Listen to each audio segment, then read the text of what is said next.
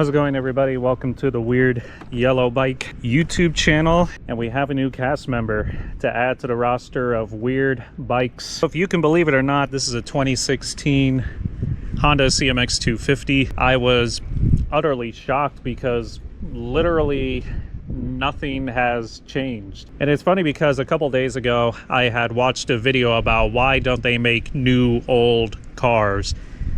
And then here we are 10 years ago, they were still making Honda Rebels in the same exact design as in the early 90s. And so as we walk around this bike here for a little bit, it's just stupid simple. You have just a regular gauge cluster, high beam, turn, neutral. Only thing I can say about it is that it is what it is and it's not what it's not. There's a couple of reasons why I wanted to get a Honda Rebel. Preferably, this was pretty much a marketplace steal, only $2,200 when I bought it. So that was one thing. Number two, it's very low to the ground. Despite myself being a 5'10" male, I've just been so enamored with the nimbleness of my Honda CT90 that I wanted to keep that sense of nimbleness. I find myself very confident, especially doing slow stoplight maneuvers, just being able to hold my balance and not having to worry about tipping over. I can put both feet on the ground and it's just pretty stress-free. Another reason is because it's slow. I know that a lot of times people like to get motorcycles to feed that need for speed, but I've always been a proponent that it just feels more exhilarating to go fast on a smaller and slower bike. There's just not a feeling like it. I still consider myself a beginner in a lot of ways. There's always stuff to learn. And so with this bike, I'm not punching above my weight. Acceleration is extremely smooth, mostly because it's slow. I wanted this as a solely in-city commuter bike that gets 70 miles to the gallon. Over here, this is a 2.5 gallon tank. And so technically speaking, I have about 180 miles. I put almost 1,000 miles on it. So now we're gonna get to the fun part, just riding on my way home.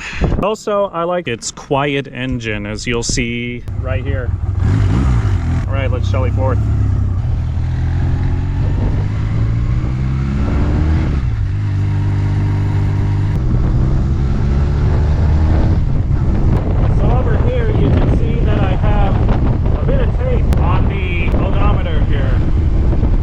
Because I was experimenting with the friction zones, and through trial and error, this is what I happened to find in terms of like shift pattern. One thing that I never knew as a beginner that you could do is that if you're approaching a stoplight, you don't have to shift through all the gears before getting to the stoplight. For me, I kind of just like to go down as far as I can and then just holding in the clutch and just tapping down gears.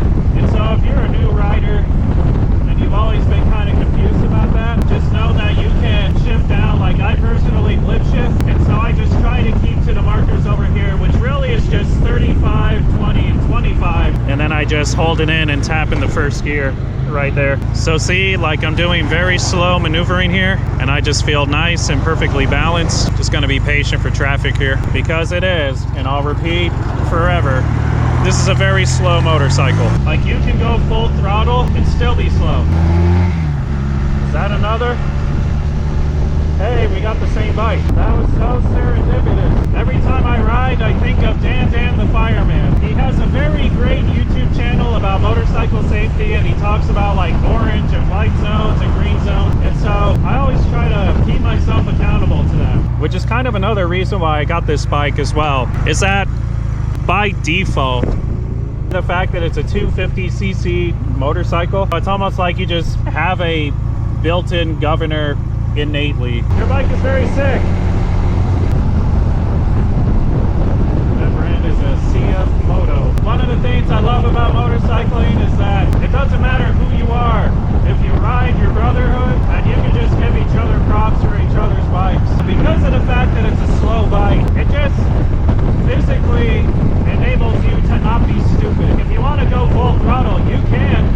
You're just going to be slow as hell doing it. So I want to be able to set good habits for myself. And in terms of climbing hills, it does pretty good. One thing that you do notice though is that you'll go full throttle, but only to just maintain the same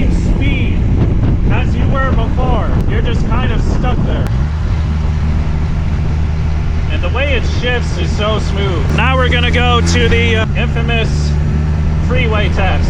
To keep it short and simple, this bike is not a good freeway bike. You can go on it and you can achieve maybe about 60 miles an hour before it starts screaming at you. 55 miles an hour or 50, that's kind of its sweet spot in terms of speed. Give her the beans.